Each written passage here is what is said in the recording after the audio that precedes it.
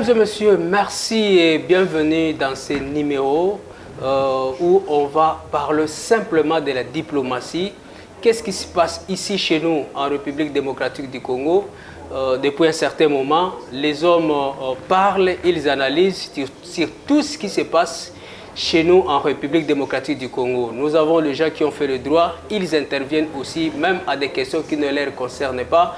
Nous avons des médecins qui interviennent, nous avons des journalistes qui communiquent, nous avons des gens qui viennent parler sur le plateau de télévision, simplement analyser des questions de relations internationales, des questions liées à la diplomatie, aux affaires étrangères, des questions liées au terrorisme, des questions liées à la géopolitique.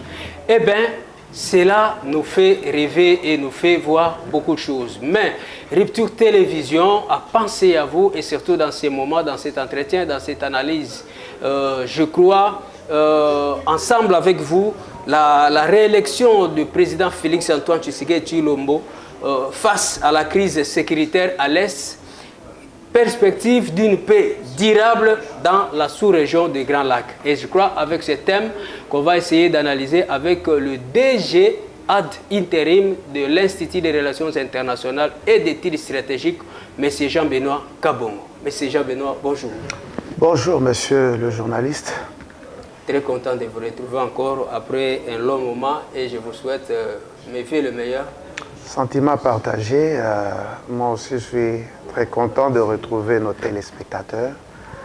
Après presque, je crois, 3 ans de séparation, je ne suis pas passé sur votre plateau.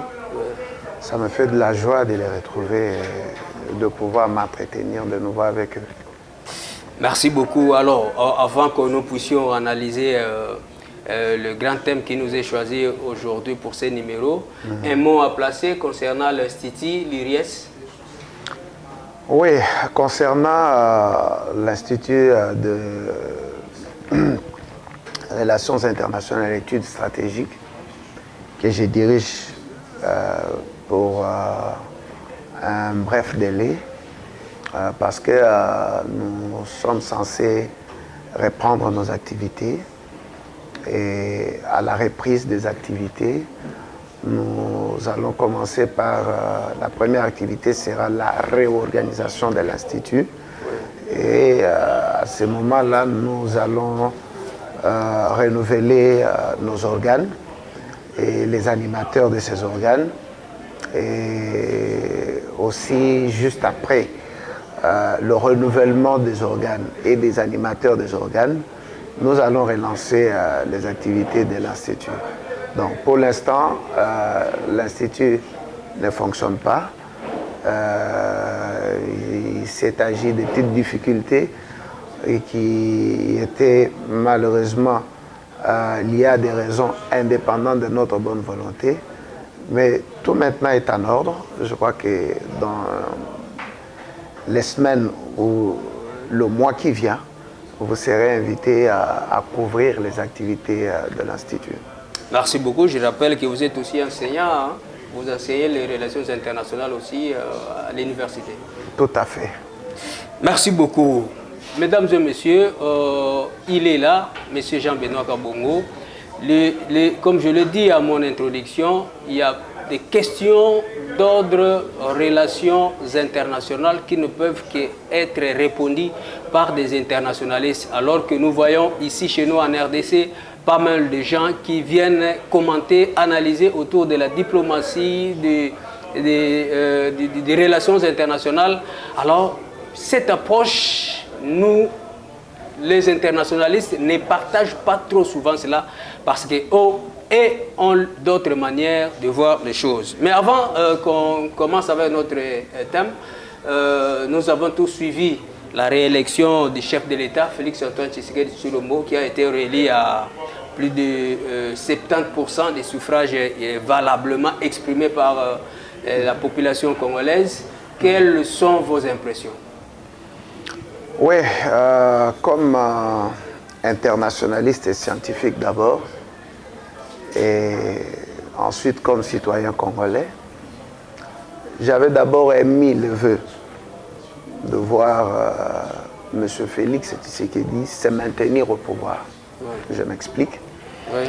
Parce que, vu le contexte qui traverse le pays, c'est-à-dire un contexte de guerre ou de quasi-guerre dans l'est de notre pays, j'ai trouvé mal que le pays change de direction dans un moment aussi critique que celui-ci.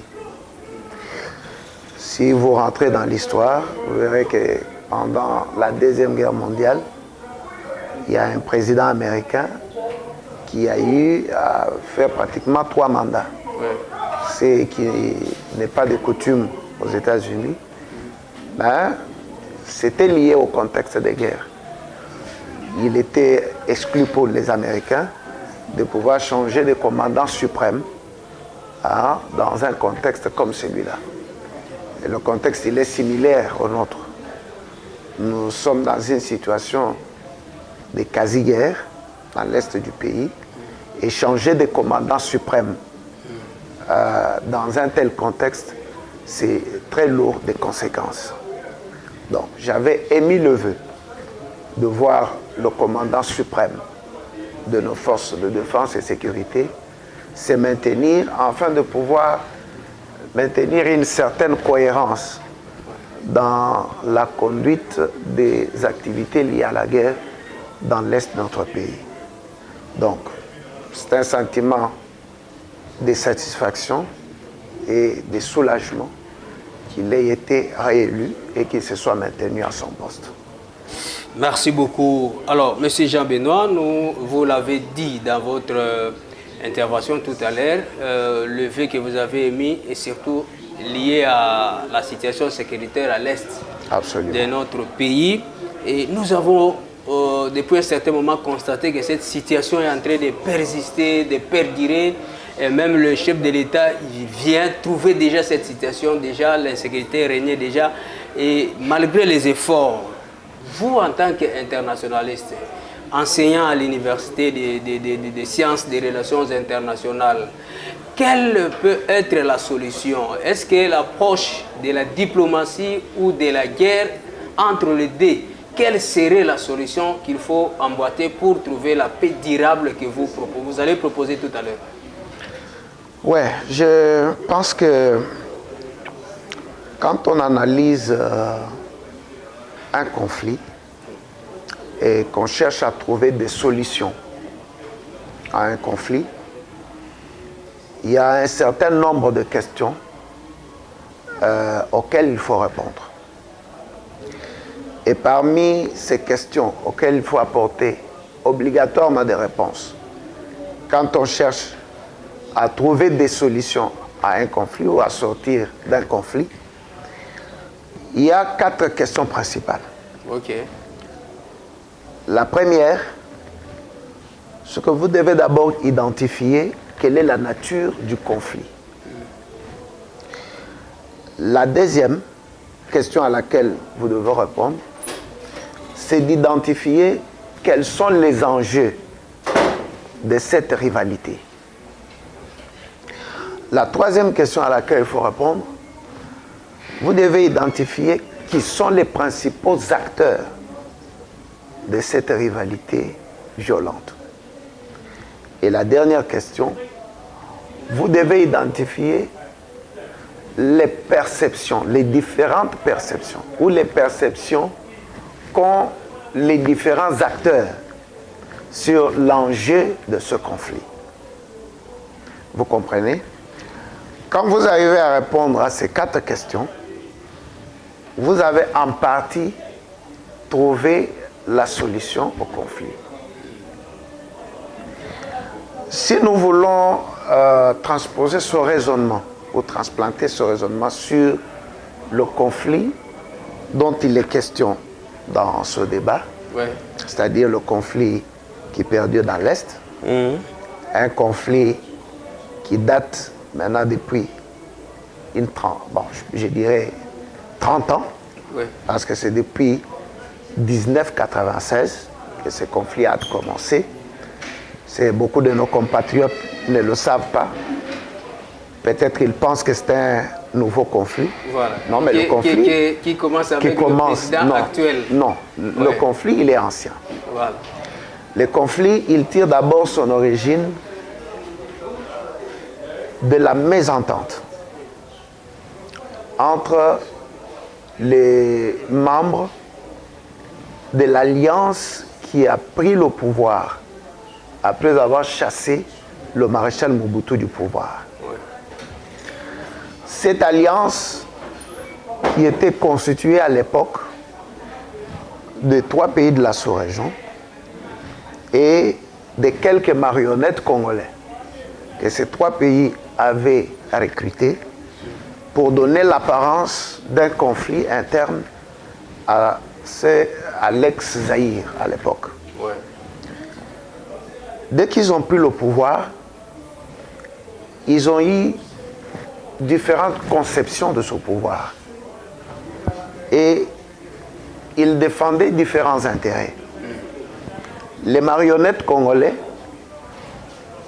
ont eu les sentiments ou les désirs de défendre les intérêts congolais. Les forces étrangères qui les avaient portés au pouvoir avaient leurs propres intérêts qu'ils défendaient. Cet antagonisme des intérêts les a conduits à une dislocation. Ok.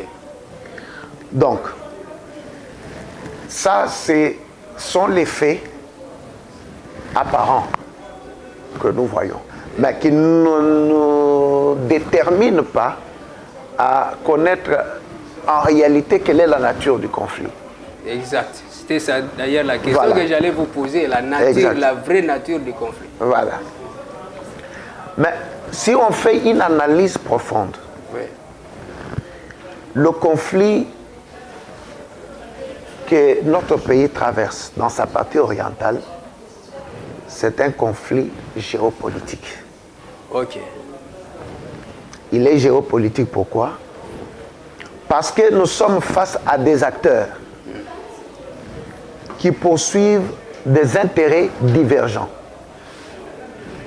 Et ces acteurs ne sont pas tous des acteurs internes. Il y a des acteurs étrangers au Congo qui viennent dans notre pays et qui poursuivent principalement des intérêts économiques.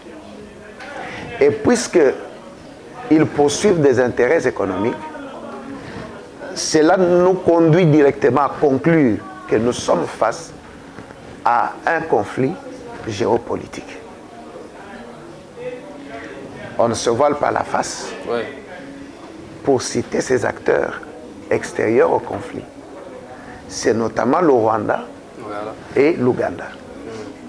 Ces 2 pays qui considèrent l'Est de la RDC comme un espace vital où ils peuvent venir puiser des ressources pour leur propre survie. Ok. Vous comprenez? Ok. Et nous-mêmes, qui sommes Congolais, qui trouvons que cet espace, c'est notre espace à nous, que nous devons exploiter, que nous devons défendre, que nous devons sécuriser. Et ça crée ce que Yves Lacoste a appelé la rivalité des pouvoirs autour de l'enjeu territorial. Voilà. Et l'enjeu, c'est quoi? L'enjeu, il est économique. L'accès aux ressources naturelles afin d'alimenter son économie. Donc, si je vais revenir à mon raisonnement du départ, j'ai dit qu'il faut identifier la nature du conflit. J'ai répondu à la question. Le conflit, il est géopolitique. Oui. S'il faut identifier les acteurs sont connus. C'est le Rwanda qui instrumentalise des groupes armés à l'est du pays. Oui. Et principalement, il y a ces groupes armés qui étaient nés de son alliance avec les marionnettes congolais, qu'ils ont appelé l'AFDEL, qui a changé de dénomination quand il y a eu mésentente, qui est devenu RCD. Le même groupe a changé de dénomination. Il est devenu CNDP. le même groupe a changé de dénomination pour devenir M23. Et ce même groupe est dans une sorte de mutation pour changer de nouveau de dénomination pour devenir ce qu'ils ont appelé Alliance Fleuve Congo, Alliance quelque chose comme ça, AFC.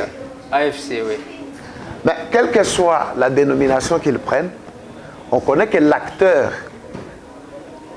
qui ne change que de forme, qui ne change que de masque, qui ne change que de dénomination, l'acteur, ce sont les dirigeants rwandais qui viennent dans notre pays, qui utilisent ce groupe armé comme un bras pour pouvoir les aider à avoir un accès à nos ressources naturelles. C'est cela l'enjeu de ce conflit. Voilà.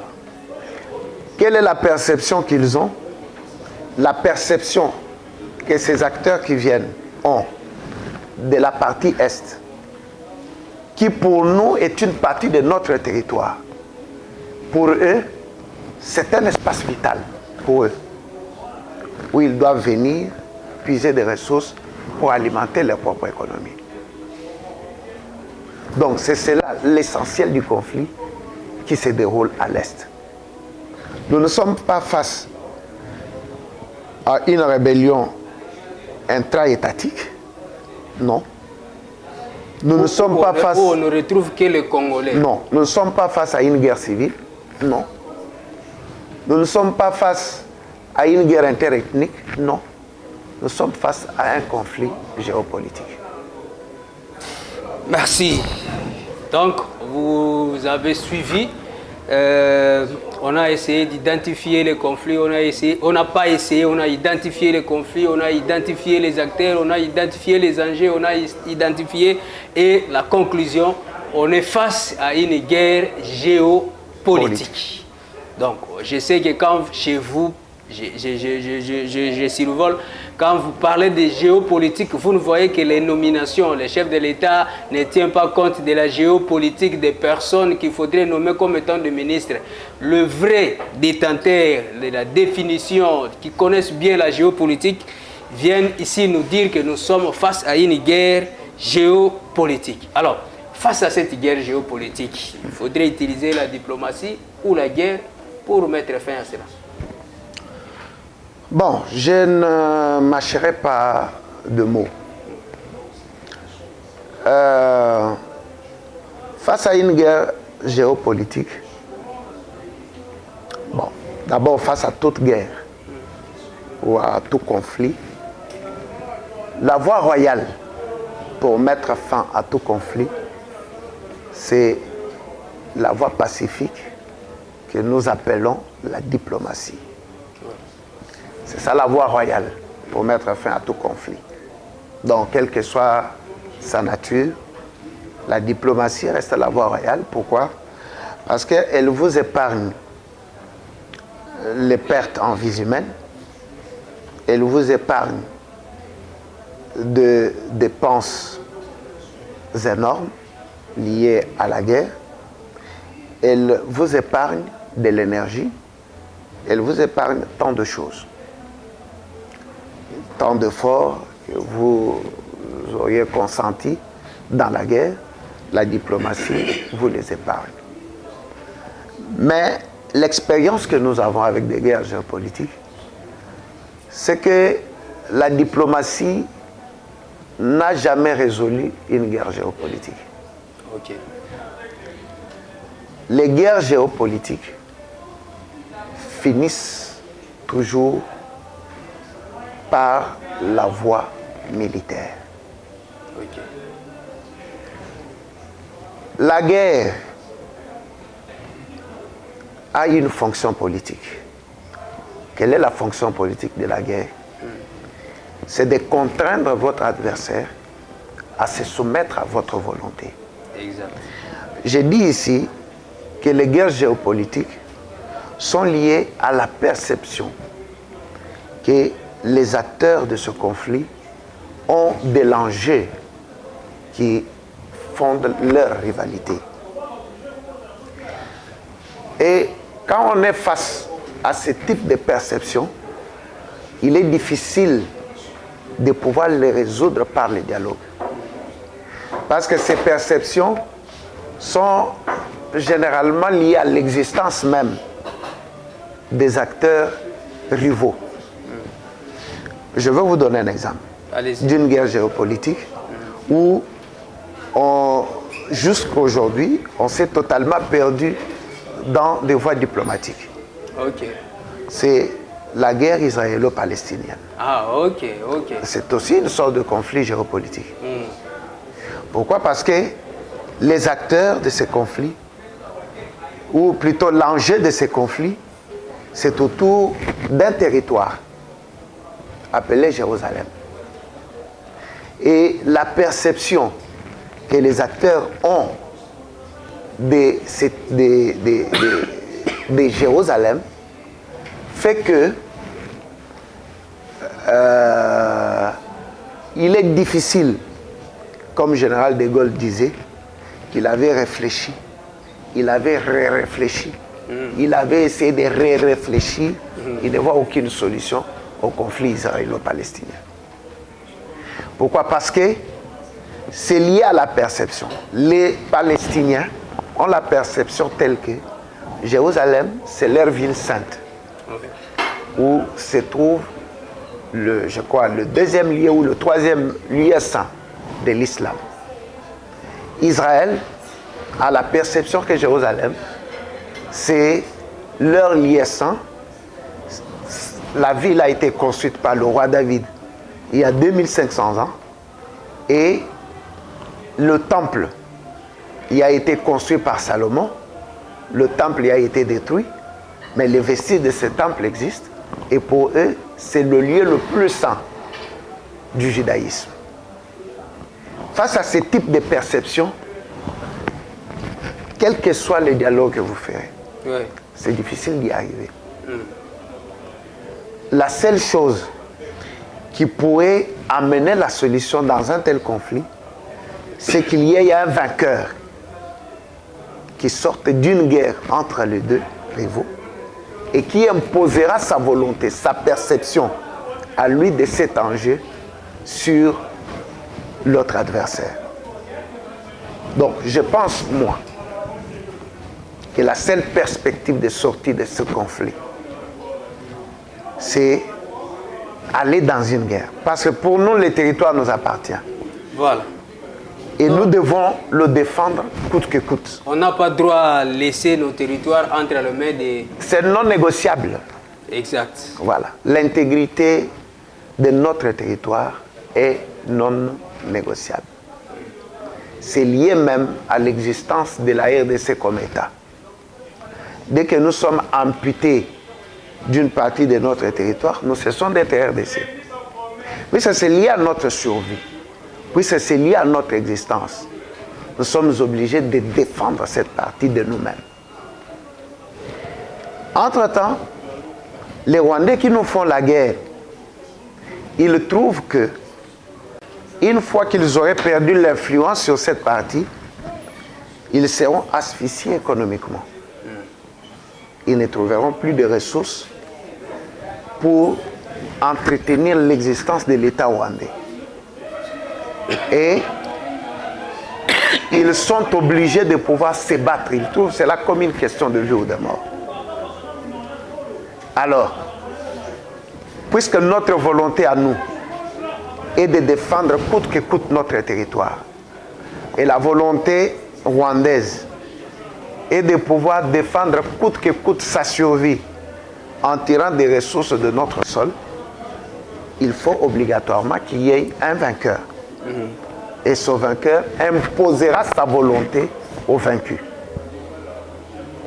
Voilà. Merci beaucoup, M.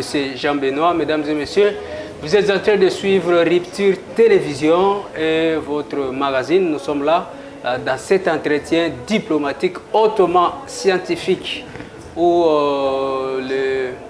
les détenteurs de cette science de relations internationales s'expriment après un long moment de silence. Et je rappelle que j'ai reçu pour vous M. Jean-Benoît Kabongo, qui est le DG ad intérim, il assume l'intérim de l'Institut des relations internationales et d'études stratégiques, un institut de recherche en relations internationales et de stratégie qu'il faudrait. Et ici, nous sommes en train d'analyser la réélection de Félix Antoine Tshisekedi Tshilombo face à la crise sécuritaire à l'Est, perspective d'une paix durable dans la sous-région de Grand Lac. Alors, il a énuméré le conflit et il a essayé de donner quelle voie qu'il faudrait prendre aussi longtemps que nous sommes en train, nous utilisons la voie diplomatique, mais aussi la guerre serait vraiment une solution qu'il faudrait utiliser pour mettre fin à ces conflits. Alors, Monsieur Jean Benoît, que diriez-vous au chef de l'État? Dès son entrée, il a fait la tour. Plusieurs fois, il a visité plusieurs États, même les grandes puissances. Et il s'est fait petit face à Kagame juste pour trouver des solutions. Il lui a proposé toutes sortes de propositions. Il lui a appelé son frère. Il a fait tout ce qu'il pouvait faire. Le président de la République a vu le président de l'Ouganda, Yoweri Museveni. Il a fait tout ce qu'il pouvait faire. Et il a même fait entrer notre pays à l'EAC. Il a le fait que nous étions déjà dans la SADC et plusieurs autres organisations internationales de la sous-région, entre autres les Grands Lacs.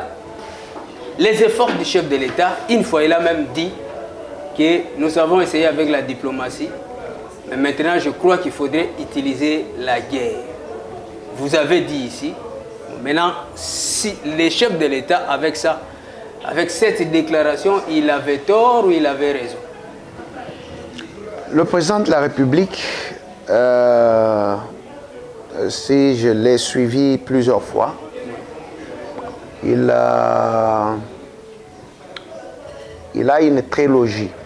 Donc, il pense qu'on peut résoudre ce conflit par des voies diplomatiques, par une approche politique et par une approche militaire.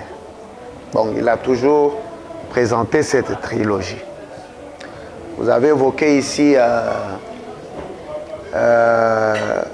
sa tournée de sa prise de pouvoir lors de son premier mandat.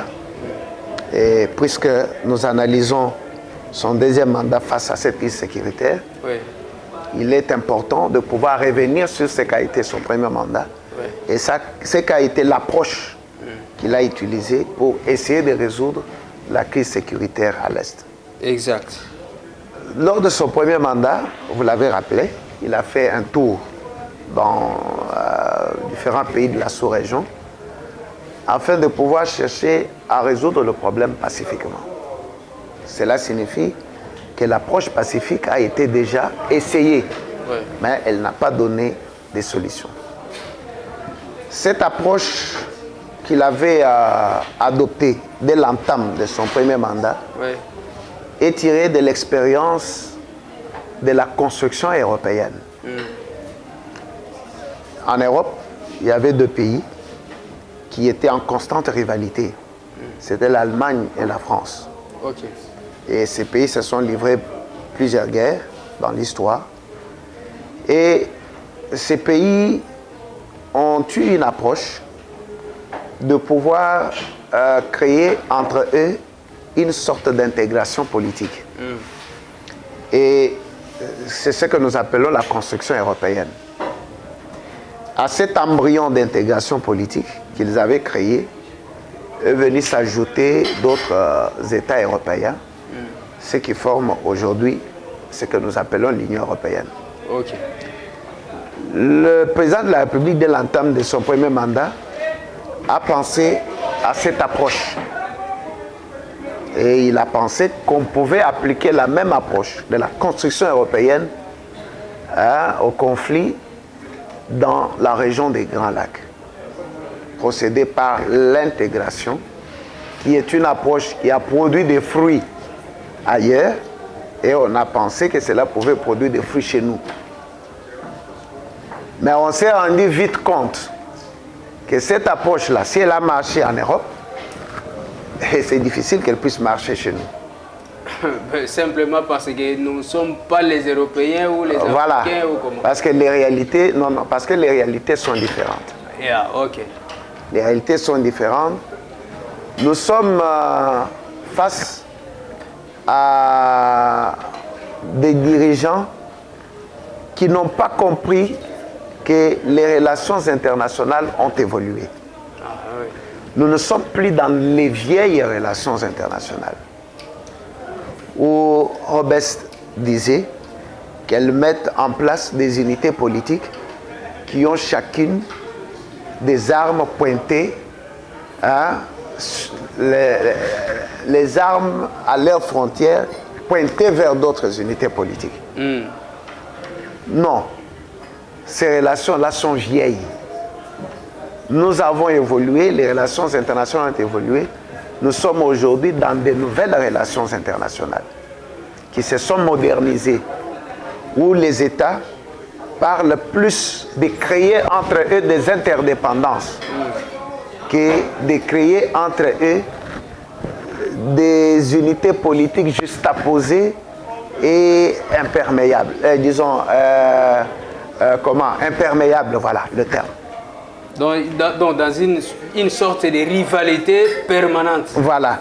Donc c'est ce type-là de compréhension qui fait que l'expérience européenne ne peut pas être appliquée dans la sous-région des Grands Lacs. Pour que cette expérience-là aboutisse dans la sous-région des Grands Lacs et permette à ce qu'on crée une sous-région florissante et riche et une sous-région prospère, il faut qu'on ait des dirigeants qui comprennent que les relations internationales ont évolué et se sont modernisées et qu'on n'est plus dans les relations internationales westphaliennes, on est dans les relations internationales post-westphaliennes. Donc cette approche qu'il avait prise dès l'entame de son mandat, cette approche a échoué. Elle a montré ses limites. Pourquoi? À cause de la nature des dirigeants de la sous-région des Grands Lacs. Ok. Voilà. Alors, je ne sais pas si vous avez un mot à ajouter. Non, s'il y a un mot à ajouter, c'est que quand l'approche a échoué, on cherche une nouvelle approche. Exactement, c'était ça. Je voudrais que vous puissiez déjà introduire cela, mesdames et messieurs.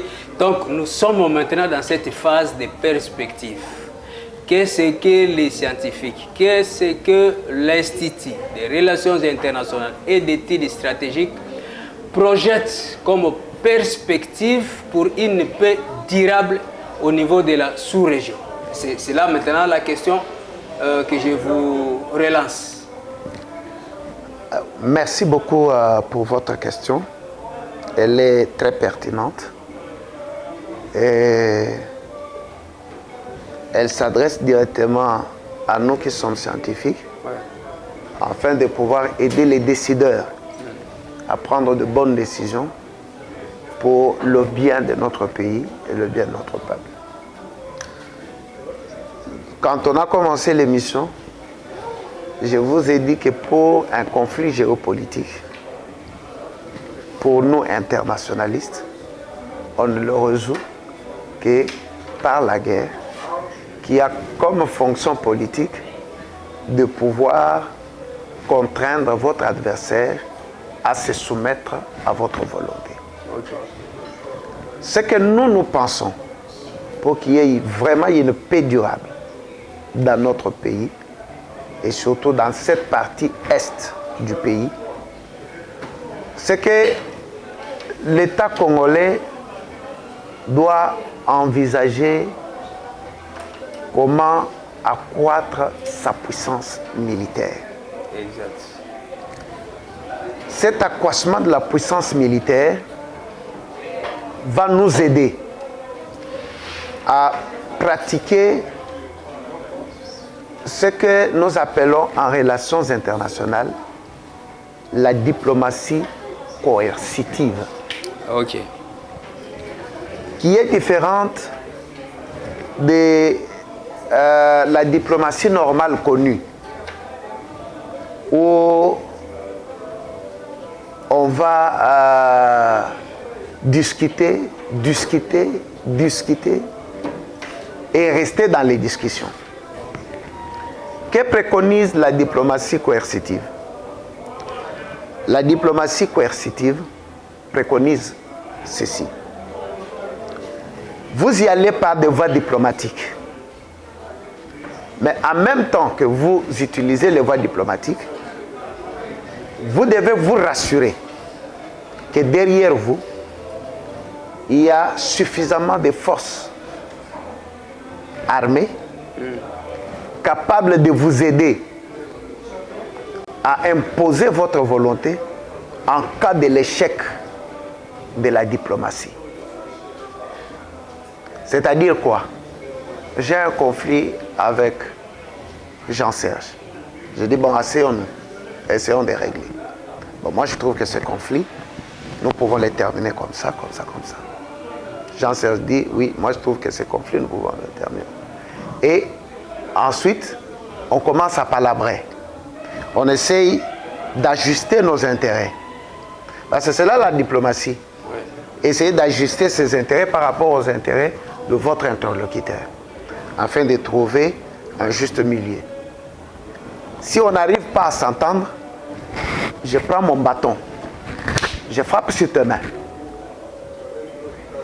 Et quand je te frappe, ah oui. Bon, ça va, j'accepte. Comme ça qu'on avance. C'est cela la diplomatie coercitive. Okay. C'est-à-dire, nous avançons en palabrant, mais en sachant que quand nous échouons, nous utilisons la force pour vous contraindre à vous soumettre à la volonté que nous n'avons pas pu vous imposer pendant nos discussions. Donc, c'est la chose que je préconise pour résoudre le conflit dans l'est du pays. Qu'est-ce que cela implique? Voilà. Cela implique ce que le Maxime Romain disait, qui veut la paix, prépare la guerre. Cela implique que nous devons suffisamment préparer la guerre. Et on prépare la guerre comment? En accroissant notre propre puissance militaire. En ayant des forces armées aguerries, des services de renseignement efficaces et en ayant aussi une stratégie bien adaptée à la situation qui est en face de nous. Donc concrètement, je vais dire quoi? Concrètement, je vais dire ceci, que la République doit se mettre à la préparation d'une force militaire capable de pouvoir accompagner nos diplomates dans la recherche de la solution à l'est du pays. C'est là même la définition des relations internationales.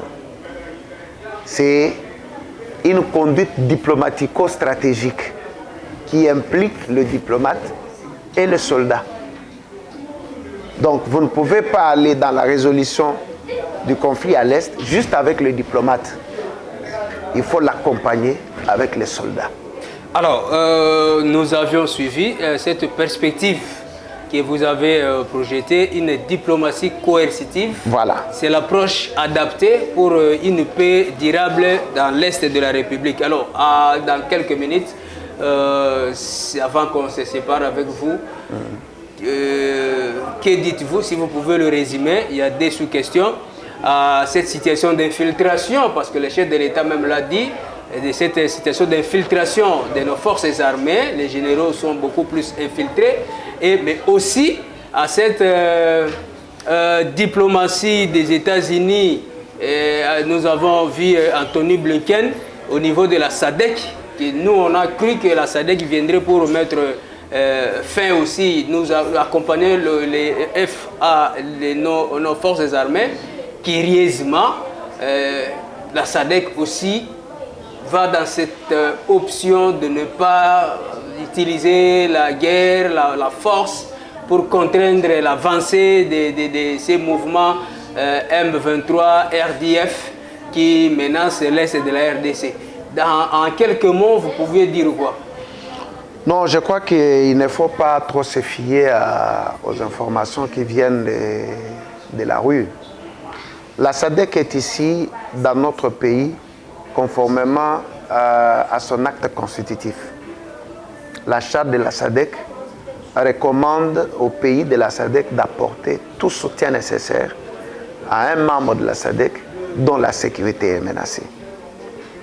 Donc, ils sont ici pour exécuter ou accomplir ce que leur propre charte prescrit. Donc, toute autre interprétation, je la trouve erronée. Pour ce qui est de l'administration américaine, les Américains ont une position dans ce conflit. Vous savez, Blinken, qui est aujourd'hui au département d'État américain, a servi à la Maison-Blanche du temps de Clinton. Et Blinken, qui a servi au moment du génocide au Rwanda, fait partie des politiciens à Washington qui se reprochent toujours de n'avoir pas su arrêter le génocide rwandais. Et vis-à-vis de ces reproches, sont des gens qui ont une certaine faiblesse à l'égard du régime rwandais. Et c'est cette faiblesse-là qui les conduit à ne pas être fermes vis-à-vis du Rwanda. Ce que beaucoup considèrent chez nous comme un soutien des États-Unis au Rwanda. Non, les Américains ne soutiennent pas les Rwandais. Mais sinon, ils sont faibles vis-à-vis du Rwanda à cause de cette étape de l'histoire, de leur histoire. Donc, au moment du génocide, Blinken, qui est au département d'État, était le bras droit de Clinton à la Maison-Blanche. Et ce sont eux qui, à l'époque, n'ont pas su prévenir la survenue du génocide ou arrêter le génocide. Donc, leur position à eux est que l'on puisse régler le conflit par des moyens pacifiques. Or, ces moyens ont été testés lors du premier mandat du président de la République. Nous venons d'en parler. Et ces moyens n'ont pas donné les fruits escomptés. Donc, la position américaine, elle est celle-là. Mais notre diplomatie doit travailler pour convaincre les Américains, leur montrer que leur position à eux, elle est fausse. Elle n'aboutira pas à une solution convaincante. Monsieur Jean-Benoît, nous sommes arrivés à la fin. Peut-être il y a quelque chose que vous auriez dit ajouter, s'il faut le faire. Je vous accorde quelques minutes, une minute peut-être, s'il y en a. S'il n'y en a pas, je crois qu'on va se séparer avec vous. Non, s'il y a quelque chose que je pourrais ajouter, c'est juste saluer nos compatriotes de l'Est qui souffrent de ce conflit. Ils souffrent vraiment dans leur chair. Il y a des déplacés, des milliers de déplacés qui ne savent pas retourner dans leur maison, qui ne savent pas retourner à leurs activités, qui ne savent pas envoyer leurs enfants à l'école. C'est une situation pénible. Je préfère leur envoyer des mots d'encouragement et leur dire que la République tout entière est avec eux. Nous les soutenons et nous nous battrons pour que leur peine se termine et cette fois-ci qu'elle se termine une fois pour toutes et qu'ils retournent et qu'ils vivent en paix chez eux. Merci mesdames et messieurs, nous sommes arrivés à la fin de ce numéro d'entretien du magazine hautement basé à la diplomatie chez nous en République démocratique du Congo. J'ai eu l'honneur de recevoir pour vous M. Jean-Benoît Kabongo. Il est le directeur général ad interim de l'Institut des Relations internationales et d'études stratégiques, un institut de recherche scientifique. Nous avions analysé ensemble avec lui la réélection de Félix Tshisekedi Tshilombo face à la crise sécuritaire à l'est de la République, notre pays. perspectives d'une paix durable dans la sous-région de Grand Lac. Et vous l'avez suivi, en quelques mots, je peux conclure, notre perspective reste une diplomatie coercitive et il a su bien détailler cette diplomatie. Vous avez suivi les numéros qui s'affichent, il y a possibilité d'entrer avec nous en contact. Mais avant tout je vous dis, restez branchés sur votre chaîne YouTube, Rupture Télévision officielle, mais aussi, comme vous nous suivez sur Rascom, sur satellite, merci beaucoup, mais aussi sur TNT, Rupture Télévision. Je vous dis au revoir et à bientôt. Merci.